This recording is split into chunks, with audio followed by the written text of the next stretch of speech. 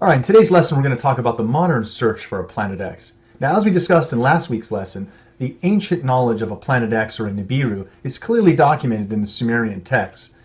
But the idea of this Nibiru being a planet that we're looking for in current times takes on a new slant. And so we want to look at some of the modern research and kind of understand what we're leading up to and looking for a planet that would actually meet the Sumerian descriptions of this ancient Nibiru.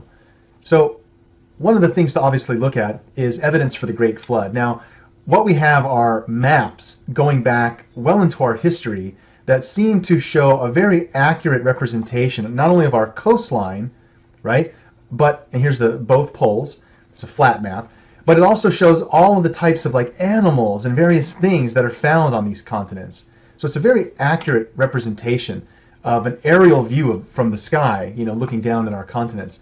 Now, no one that we knew of had the power of flight in ancient times. There was no ancient culture that was using like hot air balloons or anything of the like. So we really have to wonder what we're looking at here when we see this information about a great flood. Now, a lot of these things that relate to the idea of a great flood we find in various ancient maps that again show the topography of our North and South Pole pretty much accurately underneath the sheets of ice. Now, this is very hard to conceive of because, one, you would need to have an aerial view to look down at the continents, and two, more importantly, you would need ground-penetrating radar to know the actual landmass versus the ice and differentiate between the two. So we do have a significant amount of data that comes out of the sedimentary layers, the geological evidence, to say, yes, there appears to have been a large flood, let's say 10 to 13,000 years ago, looking at sedimentary layers, as well as the understanding that, some of these ancient texts that talk about Planet X or Nibiru say that one of the large ice sheets, when Nibiru last passed by, thousands of years ago, caused this great flood. So obviously we'd want to pay attention to the idea of a Nibiru or a Planet X from the standpoint that it is attached to our cosmology, forming of our planet, catastrophic changes to our planet. But to say when these things will happen again, we need to first identify the real Planet X Nibiru. Now, if we look at some of these other artifacts, again, that confirm this story of the Sumerian tale of a great flood, we have to understand that this is probably not mythological information. We can start to look at the geological evidence as well as new space data, things that we're looking at for actually looking for extrasolar planets. And to do this, we need to first understand the tools we currently have available. So it is interesting, again, to denote a lot of the information that was told to us by the Sumerians about this shining cross in the sky, the symbol for Nibiru, where the ancient gods came from. Now, if we're actually able to find this planet within our own lifetime, a planet that's 4 to 8 times the size of Earth, then we might be in for some very interesting cultural changes when we realize there's possibly another civilization living on this planet. That's what all the ancient texts tell us, is that these beings, the Anunnaki, came from this planet, Nibiru. So if we're ever actually able to find the real Nibiru, which is, again, 4 to 8 times the size of Earth, a very large planet, if we're ever able to find this planet, we might be in for some very interesting realizations that we aren't alone in the solar system. Now, again, we've looked at some of these Sumerian artifacts, and we have to realize really the main point about the Sumerian evidence is this is well before our understandings of modern technology. 6,000 years ago, this Sumerian culture has lots of evidence, which is in alignment with many other ancient cultures that speak of a time when they were visited by the gods. The difference is that they've left us so many texts and artifacts that we can now confirm with our modern science when they talk about the distance between the planets or what the planets look like in space. So when they talk about this additional planet, Nibiru, we really need to take a step back and try and understand what they were trying to tell us. Now, a lot of these symbolic references that they've left us in the cylinder seals and the clay tablets, we've been able to identify what a lot of these mean. This winged disc, the symbol of Nibiru, the 7 dots of Earth representing Earth, the 7 dots representing Earth, the sacred number 7, 7 days in a week. All of these, again, come from this base of information which was bequeathed to the Sumerians by the Anunnaki that claimed they came from this other planet, Nibiru. So when we look at a lot of these references of interactions between the Sumerians and the Anunnaki, they're giving us kind of like a pictogram overview. Just like in hieroglyphics, the Egyptians were able to use one symbol and convey maybe several words. Today we would call that an acronym, like CIA, Central Intelligence Agency, or FYI, for your information. Sometimes these symbols of the winged disc or various other pieces of this slate are meant to represent more than just one word. It's actually, a picture is worth 1,000 words, as that saying goes. So it really is interesting to take note of some of the pieces of evidence that we see over and over as hieroglyphics or pictograms shown in the Sumerian information. Because a lot of the references do take on a meaning in scientific terms. We just need to unravel the meaning. A lot of that symbology that they've left us about the Anunnaki, they were commanders of a spaceport if they had this symbolic headdress. We see that they appear to be wearing watches and having, things that would almost be a technological layer. Even if ancient man didn't understand what these things were, what they saw the gods doing and using, they seem to have been very able to accurately represent a lot of the information and things that were happening in their time. And again, this symbol of Apollo 11 does make sense to us, right? We understand that we're just symbolizing the power of flight. So all of these references for winged discs or winged beings, we have to understand that it's not mythology. Ancient man went to great lengths to convey that they had the power of flight. They were coming from the skies here. But that's not the only place they say they came from, the skies, right? Very specifically, the Anunnaki came from Nibiru, another planet within our solar system. All the astronomical data that we can confirm with our sciences today is confirming what they've said. So we should really dive into these topics. Now, as I've mentioned, many of the biblical tales, many of the Sumerian texts recorded movements of the heavens over hundreds of years, sometimes thousands of years, as sacred astronomical data that was only handed down to the high priests. So this has been preserved, and now that our modern science is caught up to the point where our telescopes and our mathematics can calculate these vast distances, we're now starting to see that it confirms a lot of the information told to us by these ancient cultures. This one obviously is, a very infamous tale, and I think I've mentioned this in the previous lessons. The Enuma Elish, or this longer epic of creation. In the Bible there were 7 days of creation, right? In the Sumerian version we have 7 tablets of creation. And it goes into a very specific story about the cosmology of our solar system, how the planets came into being, how life and us came into being here on Earth. So it's a very interesting tale when we look at the aspects of how it explains the story of Nibiru, Planet X, how an intruder planet gets pulled in and is gravitationally attracted to the planets and has this interaction with our primitive Earth. So we must understand that, again, this information is recorded in stone. Our science today is now starting to further confirm what was written down thousands of years ago. The Sumerians were very specific in explaining that these beings, the Anunnaki, came from another planet within our own solar system, Nibiru, which stood for a glowing cross in the sky. And this, of course, was 4,000 years before Christ, Jesus on the cross. So it's very interesting information when we look at all of the astronomical data that we can now confirm that they've left to us. A lot of that information in the Sumerian pieces of Nibiru and Planet X was brought out by a scholar named Zechariah Sitchin. And now, while Zechariah was an accomplished author, he was also a well-established historian and researcher, and spent many times in the field, researching this data, taking groups of people with him as well. And one of these, missions that he went on was he went and confirmed and collaborated with NASA about the Sumerian model for a Planet X and how that is in alignment with some of the current data at that time in the late 80s, early 90s, for the Naval Observatory and meeting with the lead naval astronomer. So here is actual video clip of when Zechariah Sitchin met on camera with a Dr. Harrington. You wish to tell us in a few minutes the nature of those discoveries? I'd be happy to, and you're absolutely right. As a matter of fact, the date on here, I was just noticing, is 14 August 1978, which was just about 6 weeks after we discovered the fact that Pluto has a satellite. Once you have a satellite for a planet, you can determine how heavy it is.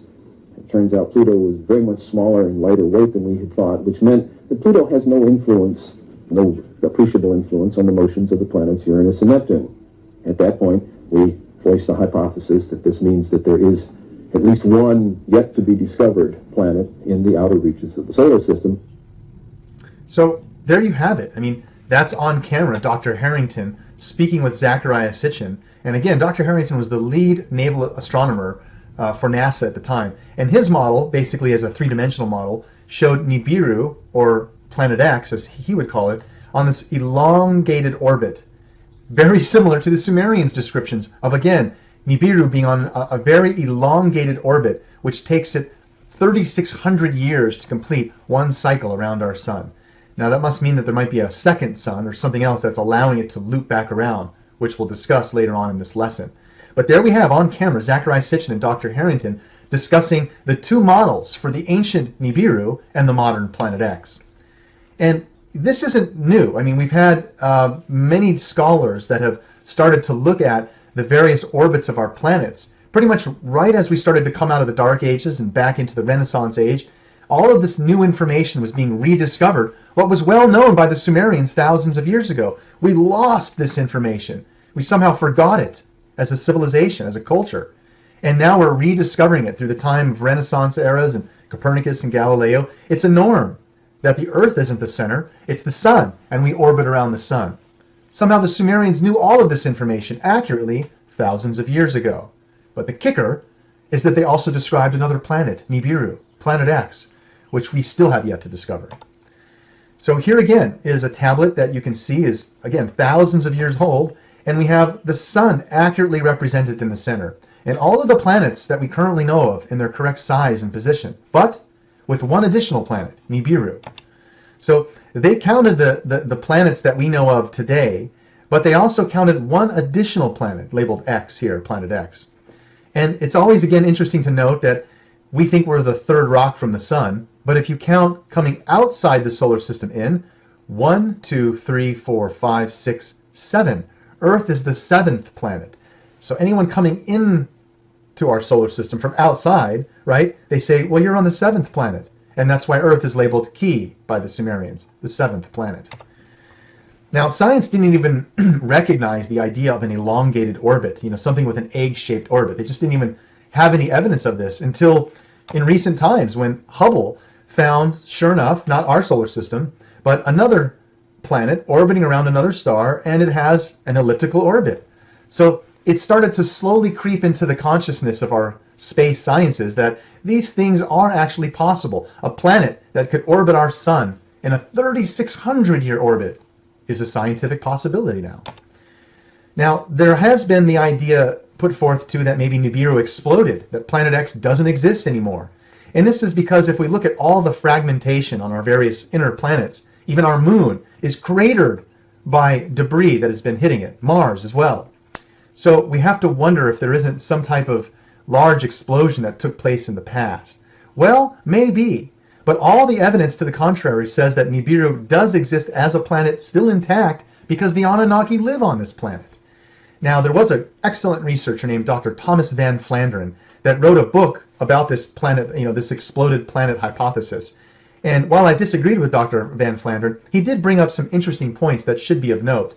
This heavy cratering of all these planets that we have in our solar system really does and should raise questions about are we in danger of threats from space, whether it be the return of Nibiru or possibly asteroids and comets. So that's something else I'm going to touch on in this lesson. But I don't think that Nibiru actually blew up. I think that in the past, as the Sumerian creation tales explain, Nibiru, the main moon of Nibiru, had this collision and caused our Earth to go into the orbit it's in now. And we'll kind of just dive into this information. But a lot of this information that confirms the Sumerian descriptions for a Nibiru, or as we would call it, a Planet X, simply because it's X unknown, but the 9 planets we know of, and then X, making it number 10. The Roman numeral 10 is an X. Even though Pluto was demoted, we're not going to even go there. So there is data to suggest that NASA has been looking for and identified the possibility of another planet within our own solar system. It started with Dr. Harrington, but he was looking at orbital perturbations. Basically, Everything in our solar system, even satellites that we would launch, were being pulled in a certain direction within space. This gravitational influence couldn't be accounted for. So they said, well, there must be some large body that was once here or is in an orbit that we still haven't found that caused all these gravitational influences, and even could possibly explain some of the anomalies within our solar system. Uranus is tilted on its side. Pluto and Neptune are possibly dislodged moons of Saturn that are now in the orbit that they're at. So well, just a lot of these solar system anomalies were explained at the time by Dr. Harrington by saying an intruder planet, by having this intruder planet go through the inner part of our solar system, it can explain with one orbit all of the anomalies that we currently have in our solar system.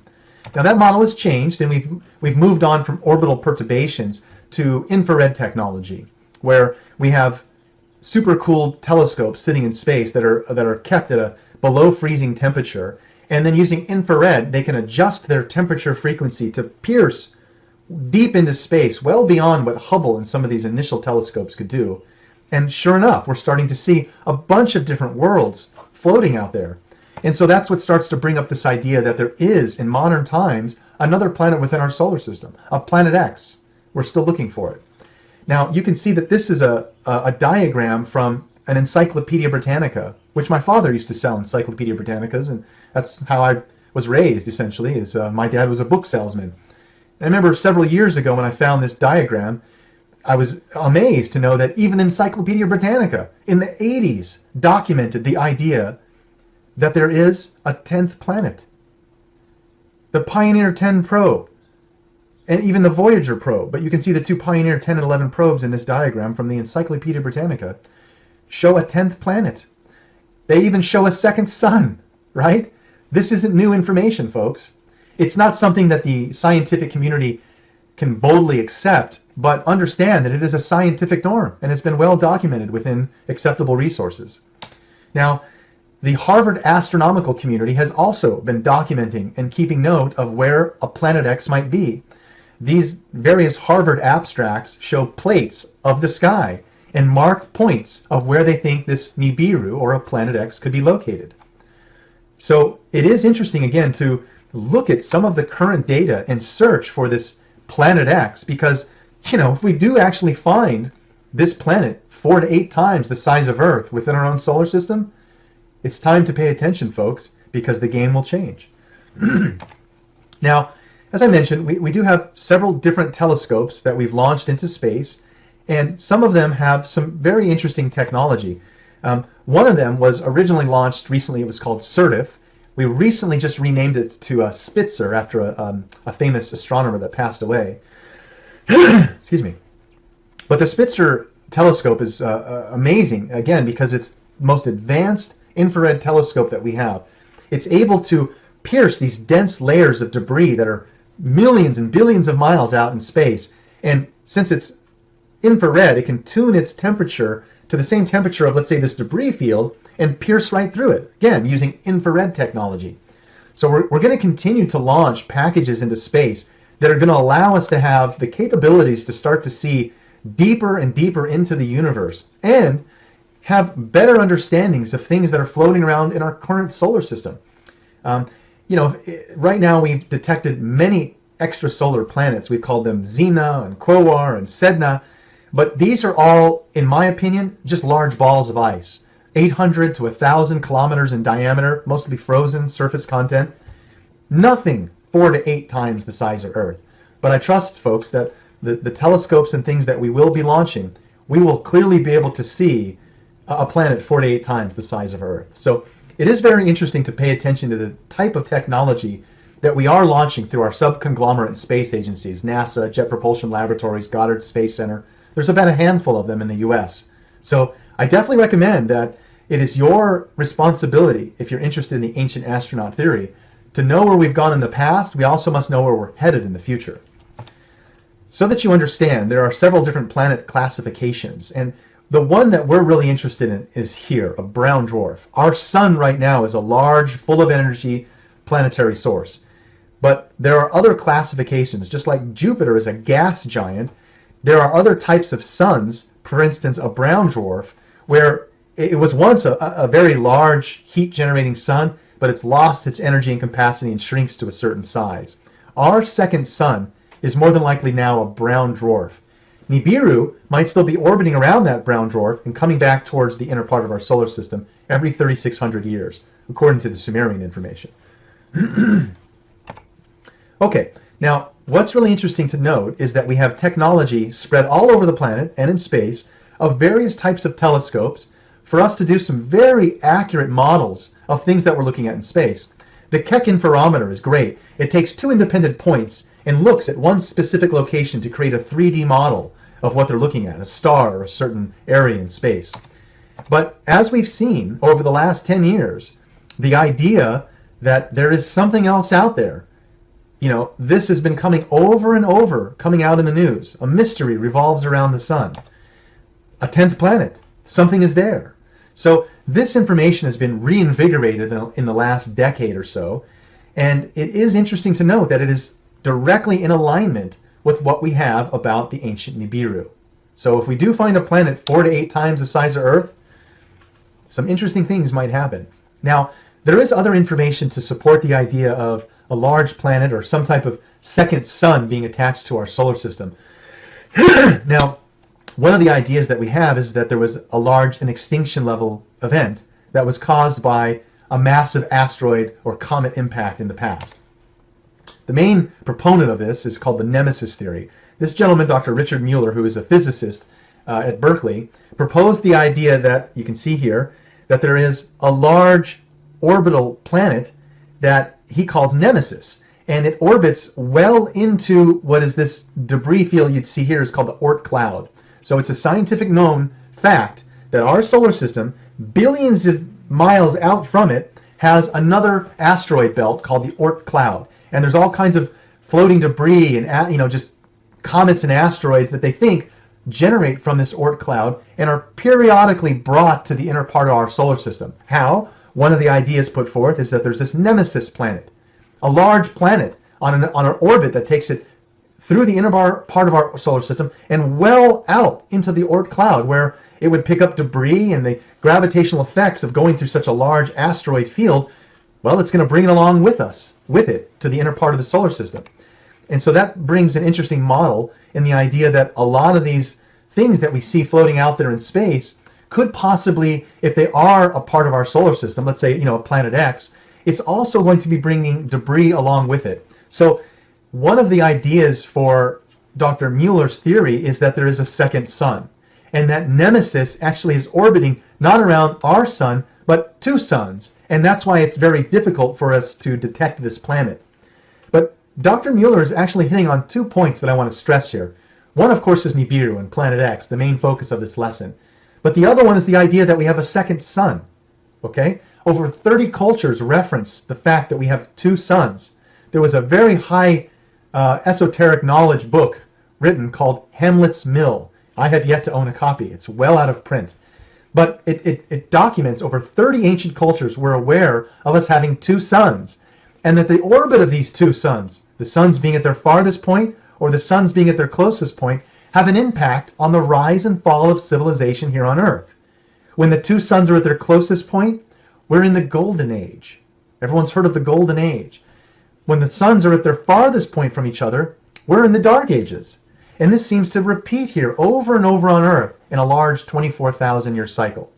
Now, right now, that scientific term is called the precession of the equinox. We've divided the heavens into 12 parts, 12 constellations, 12 different zodiacal symbols. Again, the breakdown of the heavens into 12 parts was first given to us by the Sumerian culture, who say that they were taught this by the Anunnaki. And where do the Anunnaki come from? The 12th planet.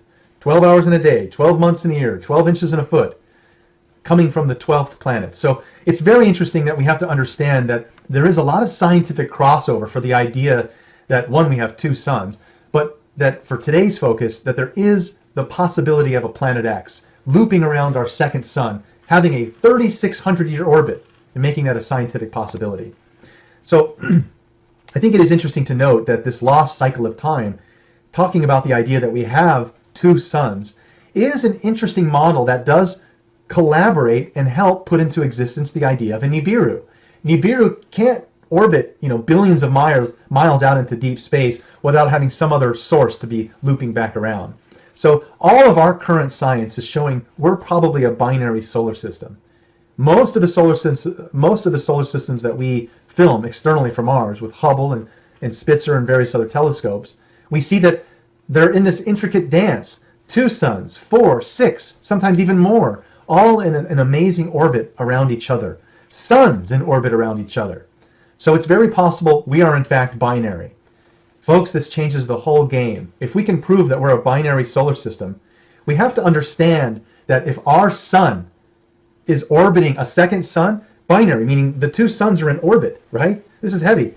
If our sun is orbiting a second sun over a very large cycle of time, we in fact are moving through space with our sun. If our sun is orbiting another sun while we're going around our sun, we're moving along through space with it. That changes the whole perspective of how our current sciences observe the precession of the equinox. It's this lunar solar theory where they think there's a wobble in our Earth that degrades the orbit over 72 years or by 1 degree. It's a very inaccurate model of our current precession of the equinox. The new model, put forth and looked at by the Binary Research Institute and many other scholars studying this idea that there is this ancient cycle. The ancient Hindus and Indians called this the yugas, the cycle of the great year. Even Plato called it the great year. So there were many cultures, in fact over 30 ancient cultures, were aware of this binary orbit and said that's what controlled this larger cycle of time. Just like the Mayan calendar was a much larger cycle of time, awareness of a much larger cycle of time. They're speaking about this information, the binary orbit of our 2 suns. That's why we go through every 2,000 years a new zodiacal symbol. Right now we're in the age of Pisces, that symbol of a fish. You might even see that symbol of a fish on someone's card. What they think they're symbolizing is Jesus. Well, that's been a symbol around well before Jesus as the age of Pisces, an astronomical marker. And very soon, in about 150 years, we're going to go into the age of Aquarius. So we're at a precipice, a point of change, where we're coming out of the Dark Ages and going towards the Golden Age once again. Unfortunately, we're very far away from the Golden Age, but I think everyone can feel that change is happening. Our sciences and knowledge is exponentially increasing. Here again, evidence of 2 suns. This is the famous Tower of Babel, right? Building a tower to get to the heavens, where there are 2 suns. Many ancient cultures knew this information as a fact. We are now relearning this information. So the whole idea of a Nibiru makes an interesting correlation to the idea that it would be going around 2 suns. Now, this cycle of the great year, again, is spoken about by many ancient cultures. And the ancient Vedic texts and the Hindu scriptures are the ones of most interest to me right now because I too want to learn.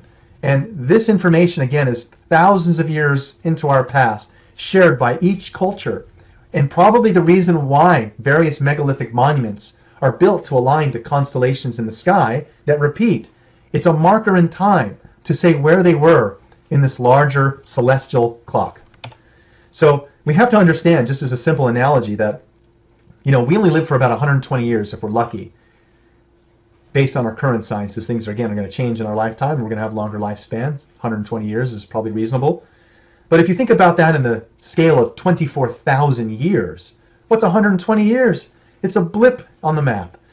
Here's an insect that we can put into perspective so that we understand these 24,000 year cycles affect humanity. How do we put that into perspective? This insect only lives 24 hours. So the mayfly, let's say another mayfly comes up to this one and it's a cloudy day and there's no wind or sunshine. And the mayfly says to the other one, I've heard this rumor of the sun and heat and breeze and wind, but I don't see it. And then they die 24 hours later. Just because that day it wasn't sunny or there wasn't a breeze doesn't mean it doesn't exist. And that's exactly the perils that we have now in understanding what the ancients have been telling us, and went to great lengths to mark why there is this large cycle of time. Folks, it seems that the orbit of our 2 suns have an effect on us. And when our suns are at their closest point, the energy of our suns, or something happens where we go into a golden age. Our brains and our ability to evolve goes into an exponential state of growth. And at that point, of course, we're interacting with aliens and higher life forms and interdimensional beings, what have you. Right now, we don't have that capability. Those interactions are limited. We are relearning this information.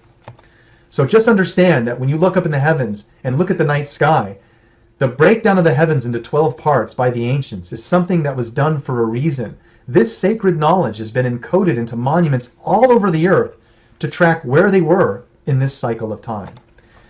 Even the ancient Sumerians had these, astronomical symbols of various zodiacal references that they put on sacred art and precious stones. So I think it's interesting to note that various things that they were marking as times and place of events that took place in the past weren't always because it was the gods were here. Maybe there were also catastrophic events and pinpointed events in time in our past that could possibly happen again. Planets orbit, seasons change, everything is cyclical.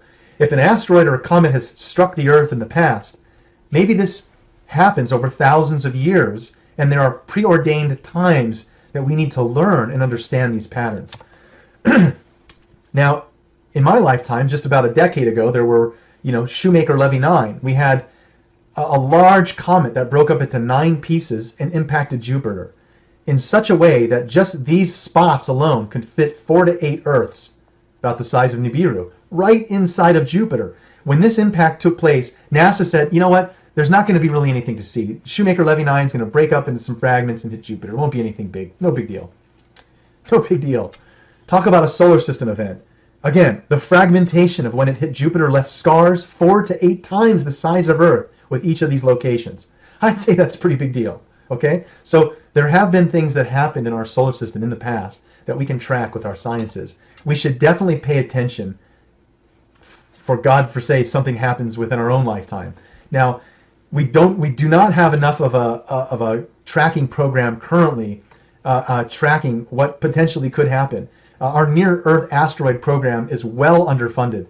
But having said that, I do think that there is another layer of protection by the Anunnaki or by the ancient beings, these gods that have protected us and been with and helped and pushed our civilizations along. I don't think that they would allow another major extinction level event on our current path. But I don't know. So it is very interesting, I think, to pay attention to some of these stories and things in the past, because as you can see, if you Google Planet X right now on the internet, there are people claiming to take pictures of Planet X by the sun with their webcam, or they see something that they think is the Planet X that's been sitting in the same spot for months. That doesn't happen. So we have to understand that there is a very large astronomical community of amateur astronomers all over the earth, and anything that we've ever seen, Hale-Bopp, Shoemaker-Levy 9, as I just showed you, these were all first seen by amateur astronomers and then escalated to the professional community. I guarantee you, if we ever see a planet 4 to 8 times the size of Earth, anywhere near the inner part of our solar system, meaning on a trajectory that will bring it near us, we're going to probably see it years out. Now, that's not to say that we don't already know where Nibiru is and are not privately calculating when it will return, and maybe something bad will happen. I really don't know. And I guarantee you, folks, as honest as I'm being with you with my resources and knowledge, anyone else writing a book or telling you in their lecture that they know when Nibiru is going to return, they are not telling you the truth. Our sciences will be able to detect this planet if it does exist. So keep your eyes peeled to the sky and pay attention to what we're doing with our space sciences. All right, folks, thank you again, and stay tuned for next week's lesson from Ancient School.